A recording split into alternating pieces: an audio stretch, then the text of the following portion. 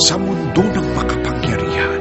Ngayon, magsasanib na ang puwersa ng mga kabanwa at ng mga kasamyan.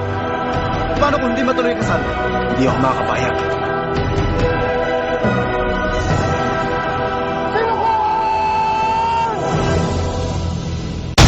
Isang pag-ibig ang isusumpa. Kahit anong mangyari, babalik ako. Ilalayo kita kahit nadaklan. Tama na kataksi lang ito! Sumpain ka ng langit. Tanggapin mo ang lahat ng mga galit ko sa'yo!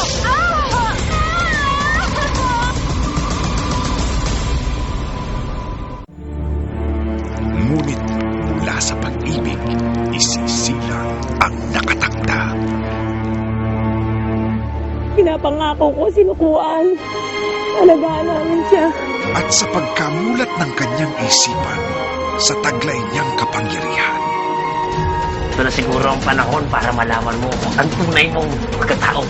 Isa sa mga araw na ito, lalabas na lang ang tunay mong kapangyarihan bilang isang Diyos. ngunit mortal man o immortal, Hindi ko kaya ang pinapagawa mo. Isa lang naman akong ordinaryong tao. may karapatang magmahal. Ang ganda mo ngayon, Josephine. Para kang Diyosa. Ang dami ko pang gustong gawin. Marami pa akong gustong maranasan. Gusto ko pang ma-in love. Josephine, Late ka na naman. bulaklak. Para sa'yo. Alam ko din na lalapit na ang pagpunta mo sa daigdig ng mga mortal. Handa ako, Kaida. Hindi ka maaaring umibig sa takda. Dahil pag nangyari yun, mamamatay ka. Subalit kung hadlang ang pag-ibig sa kanyang tungkulin, Ano ba itong nararamdaman ko? Ito ba yung tinatawag nilang love? alin ang kanyang pipiliin? Kaya ko bang isuko lahat para sa kabutihan ng iba? Tatalikuran ko ba ang lahat, pati na yung mga taong mahal ko? Ibig bang sabihin nito, nai-inlove na siya kay Diyos sa cielo? Nai-inlove na rin siya sa akin? Wala ka ba? Gusto mo bang mamatay?